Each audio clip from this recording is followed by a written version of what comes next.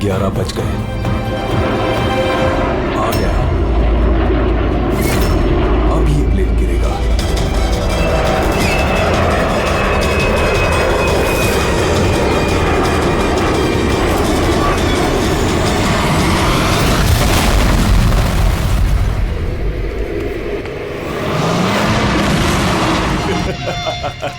मजा आ गया।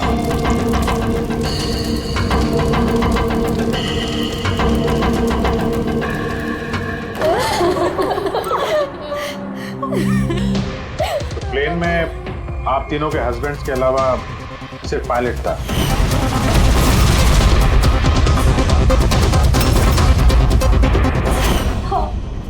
और अभी तक उनकी कोई खबर नहीं मिली।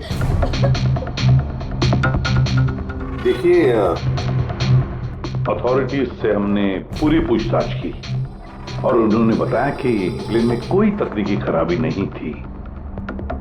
तो फिर आप लोगों को ऐसे क्यों लगता है कि ये एक्सीडेंट नहीं था, कि प्लेन क्रैश नहीं था, बल्कि किसी ने जानबूझकर इनका खून किया है? उन्हें कई दिनों से धमकी भरे कॉल्स आ रहे थे। देखिए, आप तीनों के हस्बैंड जाने माने बिल्डर्स हैं, तो धमकी वगैरह तो हो सकता है कि ऐसे कॉल्स आ गए हों, लेकिन एग्जैक्टली क्या हुआ था आप बता सकते हैं? हाँ, वो तीनों सूरत जा रहे थे कोई जमीन खरीदने, पर कुछ बिल्डर्स थे जो ये नहीं चाहते थे कि ये डील हो। हाँ सर, करोड़ों की डील थी, जरूर ये काम उन्हीं में से किसी का होगा। अगर धमकी भरे कॉल आ रहे थे तो आप लोगों ने पुलिस की मदद क्यों नहीं ली? सर, हम पुलिस के पास जाना चाहते थे, पर हमारे पतियों ने हमें रोक लिया। हेलो, कौन बोल रहा है? खबरदार, अगर उस सूरत वाली जमीन के बारे में सोचा भी तो, समझे? धमकी दे रहा है? धमकी दे रहा है मुझे? धमकी ही समझ लो तुम। कल सुबह 11 बजे अपनी जिंदगी की आखिरी सांस लोगे तुम। तुझे जो करना है कर ले, ये डील तो मैं करके ही रहूंगा। प्लेन क्रैश भी ठीक 11 बजे हुआ था सर। 11 बज गए, अब ये प्लेन गिरेगा।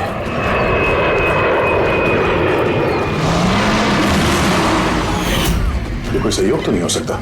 आप ही बताइए सर, क्या एक जमीन का टुकड़ा किसी इंसान की जिंदगी से ज्यादा कीमती हो सकता है? देखिए, मैं आपको प्रॉमिस करता हूं, जिस किसी ने भी ये किया उसे हम सजा दिलाकर ही रहेंगे।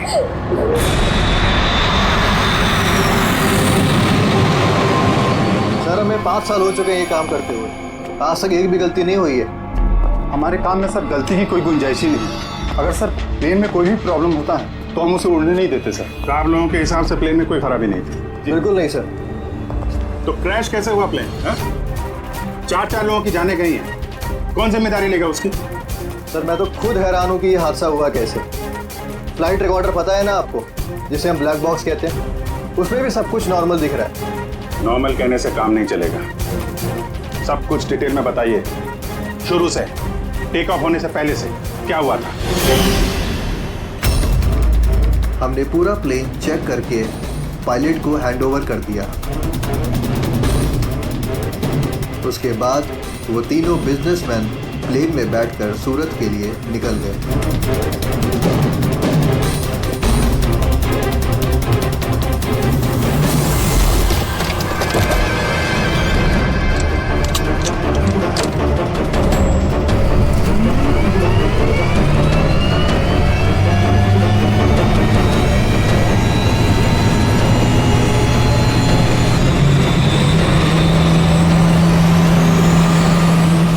टेक ऑफ का परमिशन रेडियो फ्रीक्वेंसी पे मिलता है, मेन टावर से। कल हमें पूरी इंफॉर्मेशन मिलने के बाद ही हम लोगों ने टेक ऑफ की प्रक्रिया शुरू की थी। आप रेडी? क्या? अच्छा, ओके ओके ओके ओके, हाँ ठीक है, हम लोग देखते हैं। क्या हुआ सर? मदन को जिस फोन से धमकी भरे कॉल किए जा रहे थे ना, तो क्रैश वाले दिन यहीं पे था, इसी एयर स्ट्रिप पे। सर, अगर फोन यहीं पर था तो किसी अंदर वाले का हाथ है। क्यों? नहीं सर, हमने किसी को भी कोई भी धमकी भरे फोन नहीं किए। तुम लोगों ने नहीं किया तो कोई बाहर वाला घुस गया होगा। यही सिक्योरिटी ऐसी है स्ट्रिप की। अगर वो आदमी यहाँ पे आया था तो कोई ना कोई निशान तो जरूर छोड़ के गया होगा। चेक करते हैं। सर ये जगह तो पूरी खुली हुई है सर, अगर वो कहीं छुपा होगा तो कहीं हैंगर के पास छुपा होगा सर। ठीक है, वहां देख लें। चलो हैंगर के पास चलो।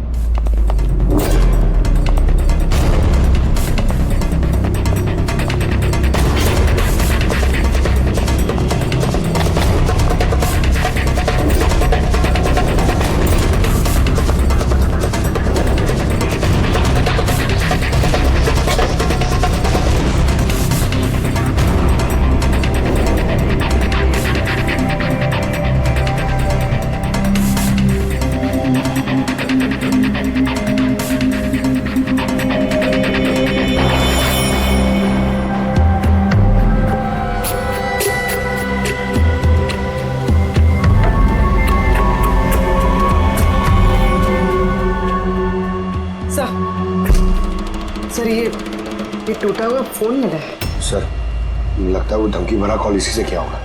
हो सकता है तोड़ के फेंक दिया। रख लो, कुछ ना कुछ तो मिल ही जाएगा। कहाँ पे मिला था ये?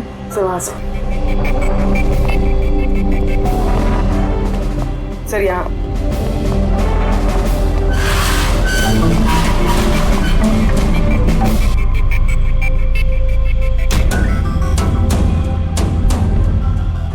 सर ये देखिए, कान जैसा कुछ लग रहा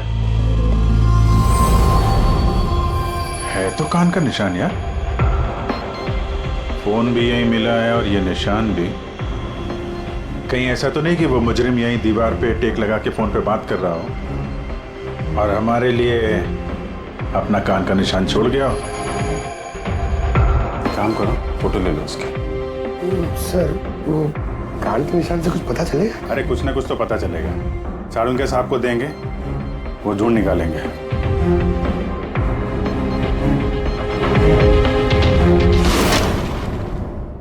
सर 2 लाशें मिल गई है, अंगद और मदन की। और सुमित और प्लेन का पायलट ढूंढ रहे थे, अभी तक पता नहीं चला। आप लोग प्लीज रोइए मत, हौसला रखिए। देखिए हम आपसे वादा करते हैं, आपके पतियों का खूनी नहीं बचेगा हमारे हाथों से।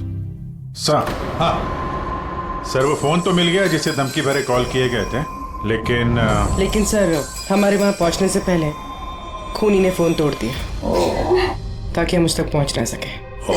सर हम जानते हैं सब किसने किया। जानती हो किसने किया खून?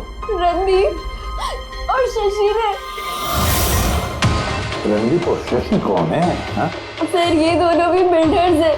ये नहीं चाहते थे कि हम तीनों के पतियों की वो डील सक्सेसफुल हो। जानता था, मैं जानता था इस जुर्म का सारा इल्जाम हम दोनों पे ही लगने वाला है। आपकी तारीफ। सर यही है वो दोनों खूनी, रणदीप और शशि।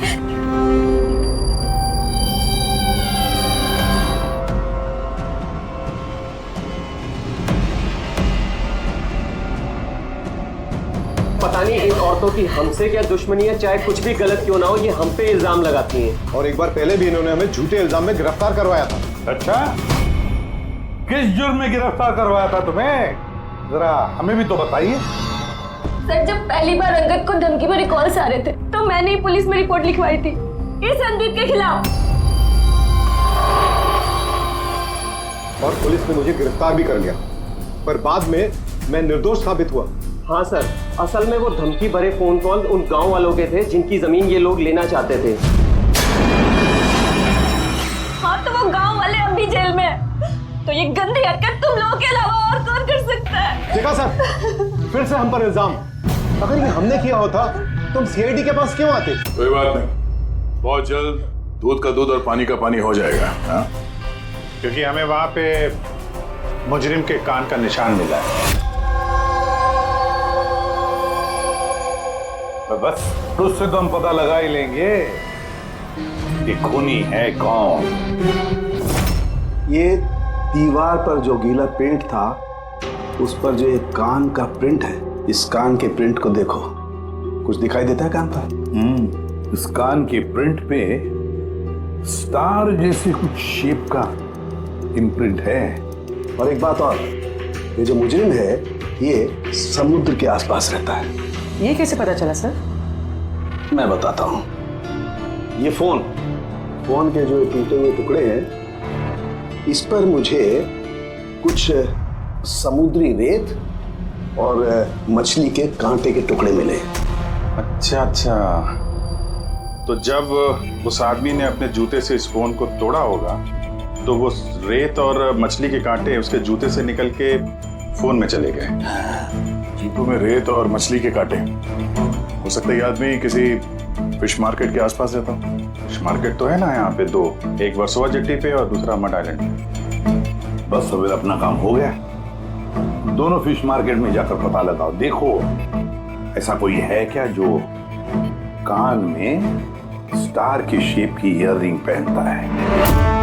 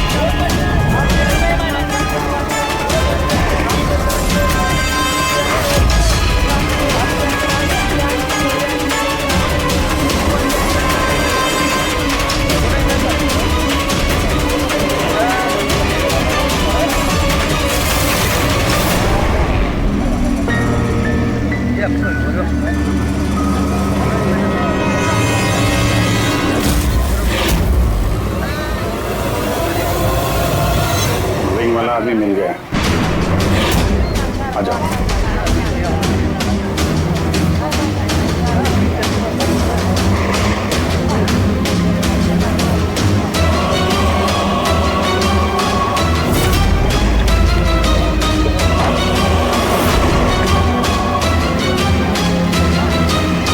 किसी से मीटिंग होने वाली है।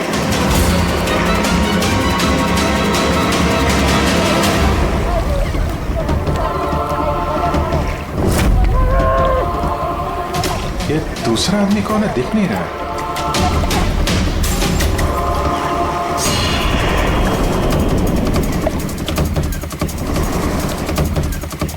ये तो सचिन है। एयरपोर्ट अथॉरिटीज ने मरने वाले पायलट के लिए इसकी फोटो दिखाई थी। वो पायलट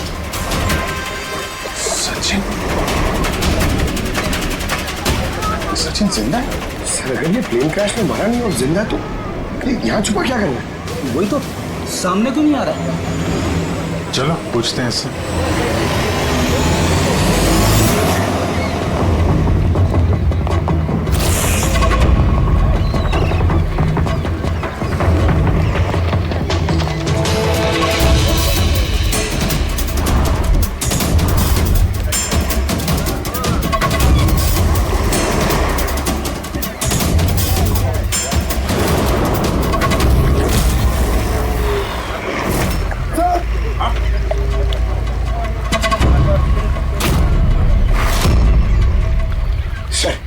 ये तो मर गया। मर गया। वो देखो ना, सचिन भाग रहा है सर।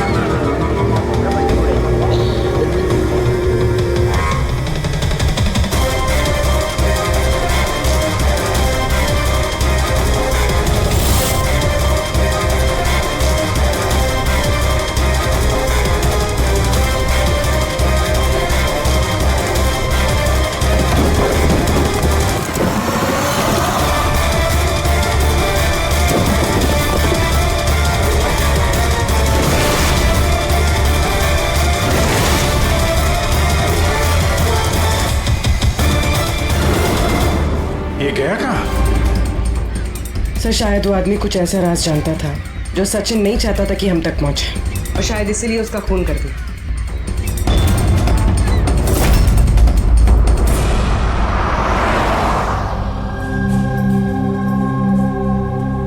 सब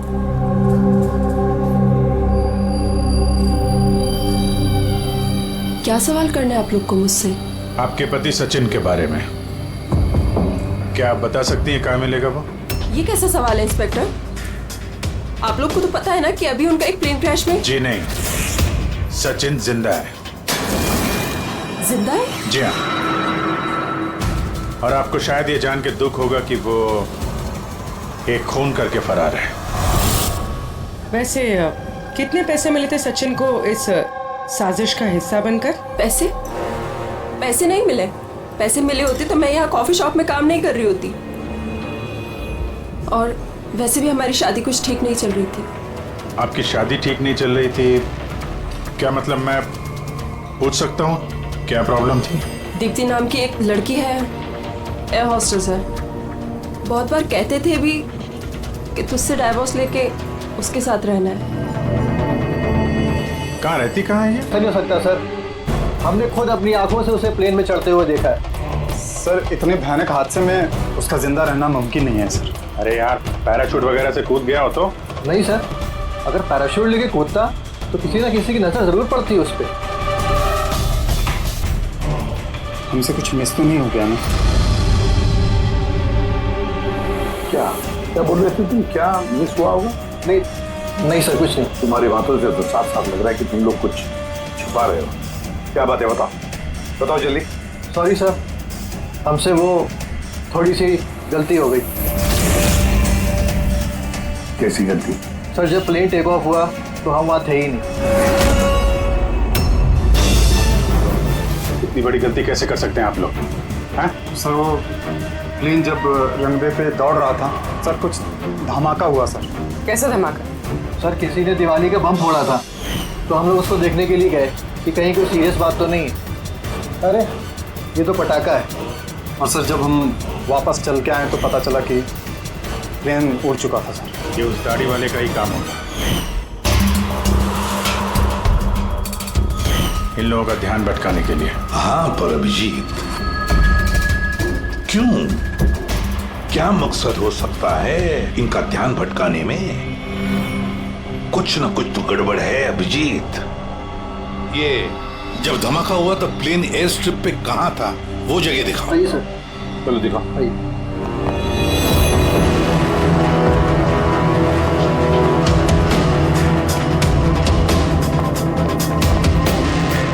एक मिनट अभिजीत, ये तो खून है, सूखा हुआ खून। सर खून का रंग देख के लग रहा है ज्यादा पुराना नहीं होगा, आजकल का ही होगा। ये खून किसका खून है? ये यहाँ पर कैसे? पता नहीं सर। पता नहीं? हर बात का एक ही जवाब है तुम्हारे पास, हमें पता नहीं। अरे तो फिर पता क्या है तुम्हें? सर एयर स्ट्रिप पे खून है, कुछ ना कुछ तो हुआ है यहाँ पे। ये बात तो पक्की है, पर क्या? और फिर ये खून है किसका?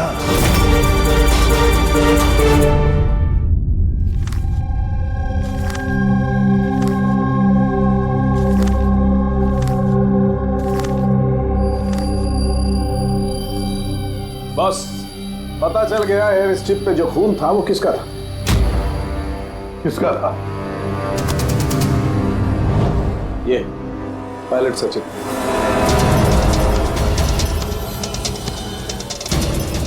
पायलट सचिन का खून? लेकिन उसे चोट लगी कैसे और कब? सर जब हम उसे जेट्टी पे मिले थे तब उसने स्लिंग बैंडेज पहन रखा था और उसके हाथ पे पट्टी भी बंधी हुई थी। पर इंजीनियर्स तो बता रहे थे कि जब सचिन टेक ऑफ के लिए जा रहा था तो वो बिल्कुल ठीक ठाक था, कोई चोट वोट नहीं थी उसे। इसका एक ही मतलब है अभिजीत, सचिन को चोट एयर स्ट्रिप पर ही लगी है। प्लेन टेक ऑफ होने से पहले ही सचिन एयर स्ट्रिप पर कूदा और उसे चोट उसी वक्त लगी है। बिल्कुल ऐसा ही हुआ होगा बॉस। क्योंकि इसीलिए सचिन क्रैश में मारा नहीं गया, क्योंकि वो प्लेन में था ही नहीं। लेकिन सालू के साहब, किसी ने सचिन को प्लेन में से कूदते हुए देखा किसे नहीं? अरे यार, वो पंकु ने पटाखा चलाया था ना, ध्यान भटकाने के लिए। ये सब सचिन और पंकु का प्लान था sir.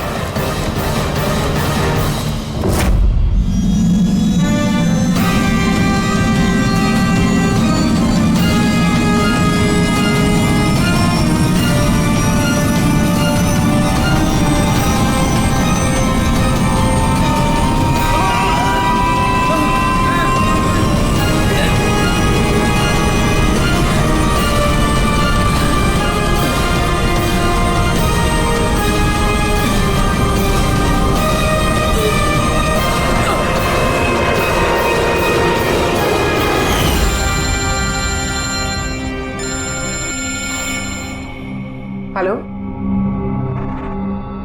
Okay, thank you sir. Sachin की वो गर्लफ्रेंड दीप्ति जो सिंगापुर में रहती है, उसका नंबर मिल गया। सचिन, क्या हुआ उसे? वो ठीक तो है ना? दीप्ति, एक बात बताओ, आखिरी बार तुमने सचिन के साथ कब बात की थी? 2 दिन पहले। 2 दिन पहले? मगर सचिन की बीवी ने तो हमें बताया कि तुम दोनों का रिश्ता टूट चुका है। नहीं, शायद उसने अपनी बीवी को नहीं बताया होगा कि वो मुझसे मिलने सिंगापुर आ रहा है। अच्छा, सिंगापुर कब आने वाले हैं सचिन? अब 1 हफ्ते बाद।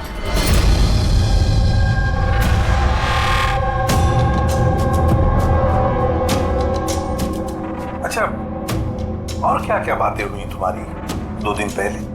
वो कह रहा था कि उसे ढेर सारा पैसा मिलने वाला है और फिर हम एक नई जिंदगी की शुरुआत कर सकते हैं। वैसे आप सब ये सवाल, सचिन ठीक तो है ना? घबराओ मत, सचिन को कुछ नहीं हुआ और अगर जरूरत पड़े तो हम तुम्हें फिर फोन करेंगे। Thank you. कहीं दीप्ति भी तो नहीं मिली हुई है सचिन के साथ इस सारे प्लान में? पूरी एक काम करो, सिंगापुर पुलिस को सारी डिटेल भेज दो और उनसे कहो कि वो इस दीप्ति पर नजर रखे हैं। सर, हाँ, सचिन की वाइफ से बात हुई। उसका कहना है कि सचिन का पासपोर्ट घर पे ही है। क्या? सचिन का पासपोर्ट घर पे है और सचिन सिंगापुर जाने की प्लान्स बना रहा है? कहीं ऐसा तो नहीं कि सचिन ने नकली पासपोर्ट बनाया हो? नकली पासपोर्ट, ये डेचू नकली पासपोर्ट बनाने वालों के बारे में बहुत कुछ जानता है। तो एक काम करो, पंकज से कहो कि सचिन का फोटो लेकर वो डेचू से मिले।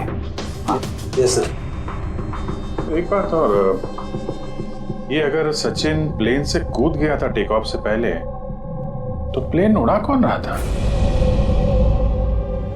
और सर, जब वो प्लेन से कूदा तो ये मदन, अंगद और सुमित, इन लोगों ने हल्ला नहीं मचाया, चुपचाप बैठे क्यों नहीं? बॉस, प्लेन के गिरने पर हल्ला कैसे मचाते हैं लोग? तीनों के तीनों बेहोश थे। मगर सर, ये लोग बेहोश हुए कैसे? इन लोगों के पेट में ब्लैक कॉफी थी और उस ब्लैक कॉफी में ही नशीली दवाई मिलाई गई थी। क्या? ब्लैक कॉफी में नशीली दवा? आई एम बोर्डिंग, आपकी कॉफी। Thank you.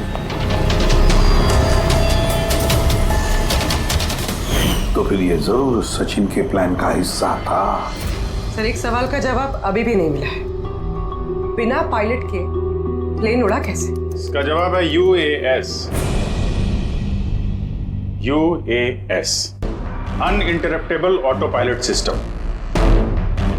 इस प्रोग्राम के जरिए जमीन पे बैठ के हवा में उड़ते प्लेन को कंट्रोल किया जा सकता है, कहीं से भी। हाँ सर, हम लोग फॉरेंसिक लैब में रह के भी हवा में उड़ते हुए प्लेन को कंट्रोल कर सकते हैं। और इस प्रोग्राम को इसलिए बनाया गया कि हवा में उड़ते प्लेन में अगर इमरजेंसी हो जाए या हाईजैक का प्रॉब्लम हो जाए तो उसका कंट्रोल नीचे वालों के पास भी रहे। मतलब प्लेन के कॉकपिट का कंट्रोल उसके हाथ में जिसके हाथ में वो रिमोट है। हाँ सर, और जिसके पास भी रिमोट कंट्रोल था उसी ने प्लेन क्रैश करवाया समंदर में। तो रिमोट कंट्रोल वाला खुद नहीं, ब्लैक कॉफी में नशीली दवा। अगर एक बार पता चल गया ना कि ये ब्लैक कॉफी में नशीली दवा डाली किसने और पिलाई किसने, तो समझ लो ये रिमोट कंट्रोल वाले खूनी तक हम पहुंच गए। Remote control. Black coffee? Sir Madan तो ब्लैक कॉफी पीते ही नहीं थे, उन्हें हाई ब्लड प्रेशर था। और सर मैंने भी सुमित को ब्लैक कॉफी नहीं दी थी, क्योंकि जिस वक्त वो घर से निकले मैं भी घर पे नहीं थी। देखिए, उन तीनों के पेट में से ब्लैक कॉफी मिली थी, जिसमें वो नशीली दवा भी थी। आप लोग तो कह रहे हैं कि आपने किसी ने भी अपने पतियों को ब्लैक कॉफी नहीं पिलाई, तो हो सकता है किसी और ने पिलाई हो उनको, या फिर कहीं बाहर गए थे तो वहां पर पी हो। कहीं गए थे क्या? हाँ सर, उन्हें हमारा ड्राइवर रवि एयरपोर्ट छोड़ने गया था, तो शायद हो सकता है अगर उन्होंने कहीं बाहर से कॉफी पी हो तो उसे जरूर पता होगा। रवि जरा बुलाइए उसे, कहाँ है? सर जब से ये हादसा हुआ है उसने काम पे ही आना बंद कर दिया, उसने हमारे फोन भी उठाना बंद कर दिया। मतलब अभिजीत, ये रवि कल से गायब है।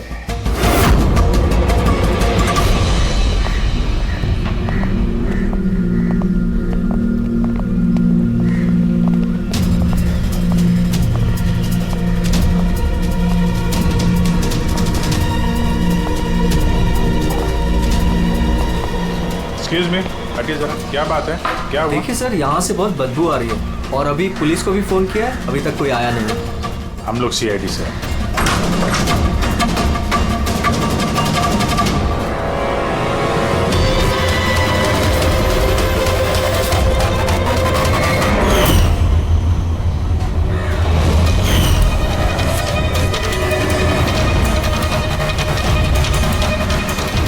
सर एक और मौत।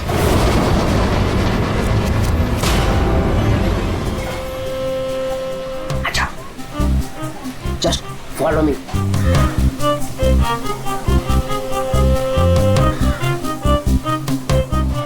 पंकज, चुपचाप मेरे पीछे पीछे चलते रहना। जब तक मैं यहाँ हूँ तुम्हें घबराने की थोड़ा भी जरूरत नहीं है। ओ ठेचू, मैं घबराता नहीं हूँ, समझा? मैं सीआईडी से हूँ। चुपचाप चलो, फॉलो मी। इधर चलो।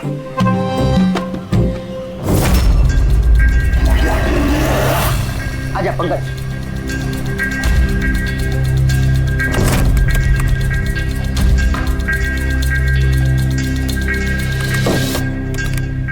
क्या दोस्त, सुना है तुम बहुत अच्छा पासपोर्ट बनाते हो?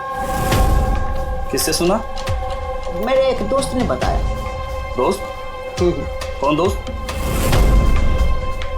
ये नहीं, मैं नहीं जानता इसे।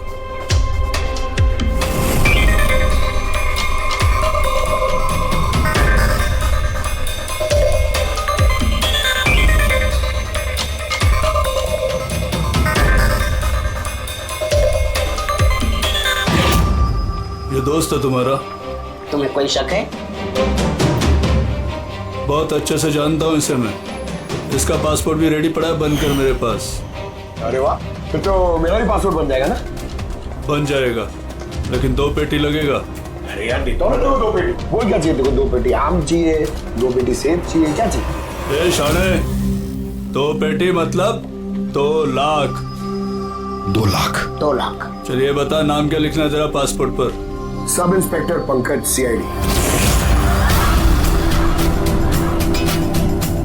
सीआईडी? हाँ, सीआईडी।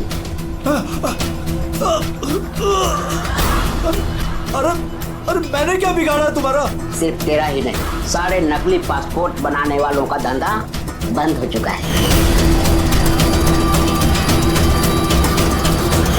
जो सवाल मैं पूछूंगा ना, उसका सीधे सीधे जवाब दे, वरना 2 लाख उधर बैठा कराऊंगा यहाँ पे तुझे, समझा?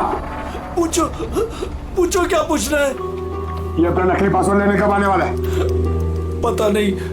पता नहीं? आज शाम को। देखा पंकज, ठेचू का कमाल। सर रवि के घर से जो बॉटल मिली है उसमें वही नशीली दवा है जो साड़ू के सर को ब्लैक कॉफी में मिली थी। इस रवि के अलावा और किसी के उंगलियों के निशान मिले उस बोतल पे? हाँ सर, रणदीप के।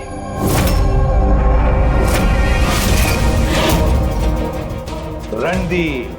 ये रणदीप ब्यूरो में आकर जोर जोर से चिल्ला चिल्ला कर अपनी बेगुनाही साबित करने की कोशिश कर रहा था। पहले उसने रवि का इस्तेमाल किया खून करने में, फिर रवि को ही मार डाला। सर मैंने रणदीप को कॉल भी ट्राई किया लेकिन उसका फोन बंद आ रहा है। एक बार ये सचिन मिल जाए ना तो वही पहुंचाएगा हमें इस रणदीप तक। शाम को तो आने वाला ही है वो अपना नकली पासपोर्ट लेने के लिए।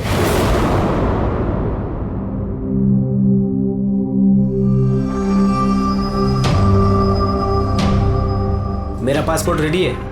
हाँ, तुम एक काम करो, अपना पासपोर्ट उससे ले लो, उसके पास है। अरे यार जल्दी करो, मेरे पास ज्यादा टाइम नहीं है। सही कहा तूने, तेरे पास तो बिल्कुल भी टाइम नहीं है। बस ये फोटो चिपका दूं। ये क्या मजाक है? मजाक नहीं है, ये सीआईडी का तोहफा है। सीआईडी? बता वो प्लेन क्रैश कैसे किया था तूने?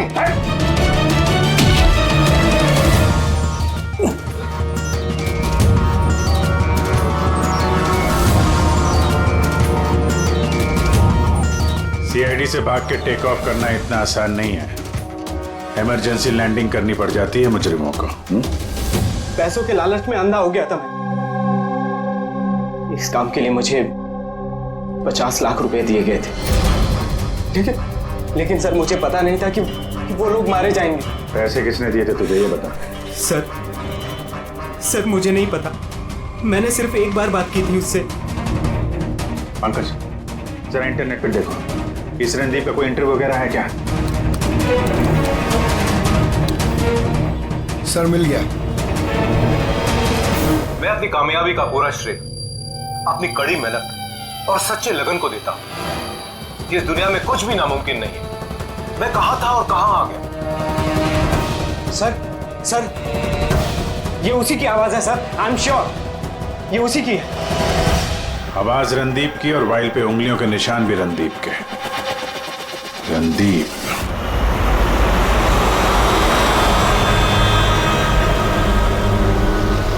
सर आगे से राइट। सर ये रणदीप का तो फोन बंद है सर, तो उसकी लोकेशन कैसे ट्रैक करेंगे? अरे फोन बंद है तो क्या हुआ पंकज, उसका वीडियो याद है? उसमें उसने अपने हाथ में एक ब्रेसलेट पहना हुआ था। मैंने वो इंटरव्यू दोबारा चेक किया। मगर सर ब्रेसलेट से लोकेशन कैसे ट्रैक करेंगे? पंकज, ये कोई मामूली ब्रेसलेट नहीं है। उस ब्रेसलेट में जीपीएस ट्रैकिंग भी लगाया हुआ है। और ऐसी ब्रेसलेट ज्यादातर ये टाइप 1 डायबिटीज वाले ही पहनते हैं। ब्रेसलेट में जीपीएस होता है सर? हाँ, ताकि अगर मरीज की तबीयत अचानक अगर खराब हो जाए या उसे चक्कर वक्कर आ जाए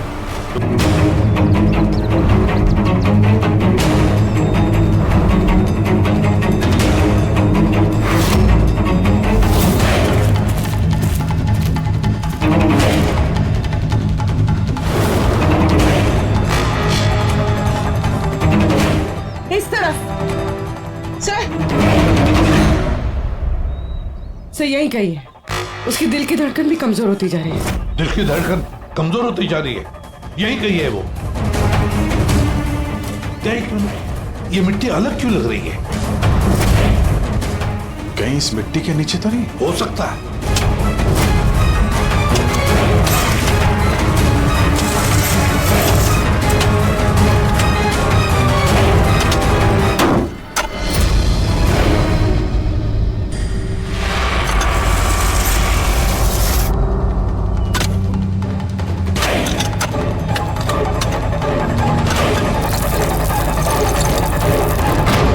My God! जिंदा है? अच्छा।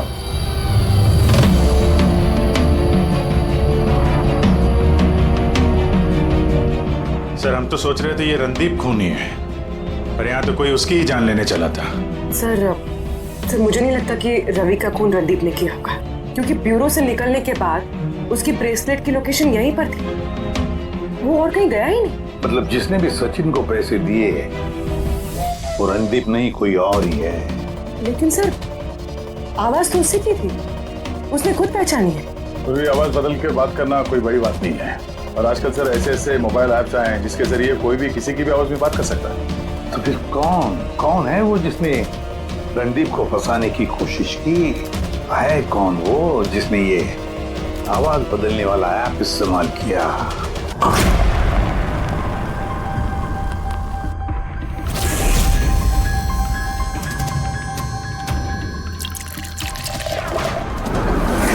चीयर्स। चीयर्स अनीरा जी, चीयर्स। आइए आइए। आई। मुबारक हो अनीरा जी। मुबारकबाद? वो किसके? उस ऐप के लिए, वो ऐप जो आपकी कंपनी ने बनाया, जिसकी वजह से कोई भी इंसान अपनी आवाज बदल सकता है। जी जी। डेमो सुनेंगे? अनीरा जी, अब तुम अपने जुर्म के लिए जेल जाओगे। अनीरा जी, अब तुम अपने जुर्म के लिए जेल ये क्या जाओ। मजाक? ये मजाक नहीं है। इसी डिवाइस से तुमने रणदीप को फंसाने की कोशिश की थी ना? पूर्वी, अरेस्ट करो इसे। चलिए madam.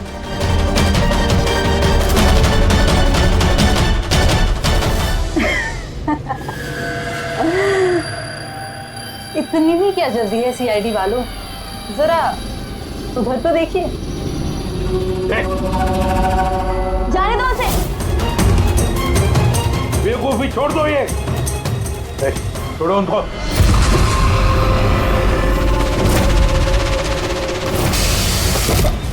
My God!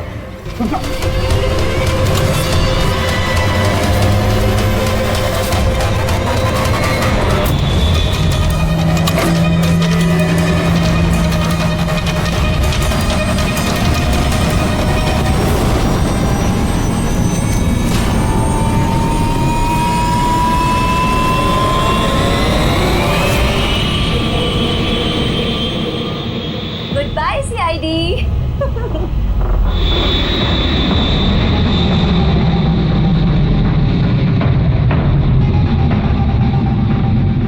Well done girls, आज तक जो बड़े बड़े मुजरिम नहीं कर पाए वो हमने कर दिखाया। सीआईडी को तो नानी याद आ गई होगी। पर वो सब तो ठीक है यार, पर हम जाएंगे कहाँ? ओरिजिनल प्लान तो उन्होंने चौपट कर दिया। सोचते हैं कोई ना कोई मंजिल तो मिल ही जाएगी।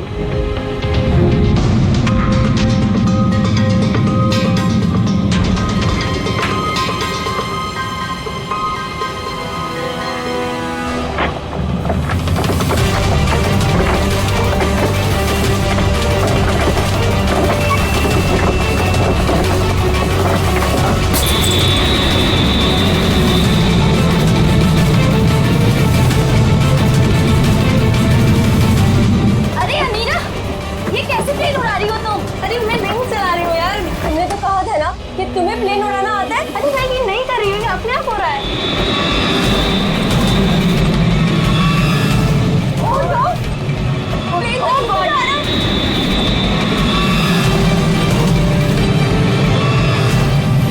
लगता है हमारी यूएस टेक्नोलॉजी किसी को पता चल गई क्या? मगर कैसे?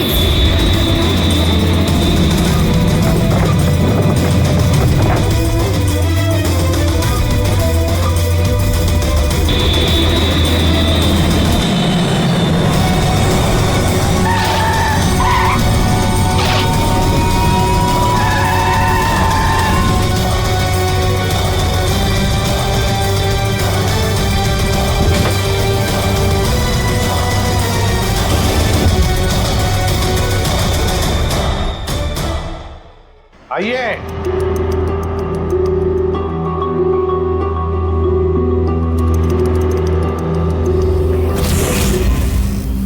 जिस देश में औरतें अपने पतियों की लंबी उम्र के लिए व्रत रखती हैं, कोई ऐसा भी कर सकता है कि अपने ही पति का खून कर दे?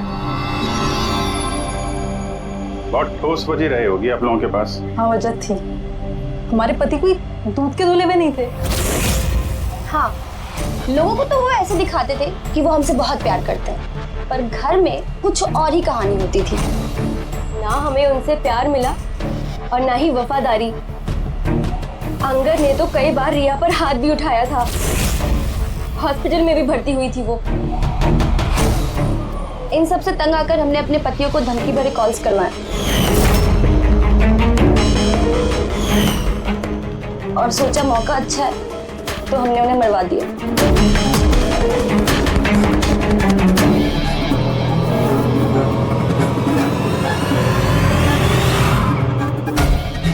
और किस्मत देखी, रणदीप रवि के पास गया वो बेहोशी वाली दवाई लेकर, ताकि हमारे पति मीटिंग में पहुंच ही ना पाए। और ये चीज भी हमारे काम आ गई। तो रवि की वफादारी का फायदा उठाया तुमने, हाँ?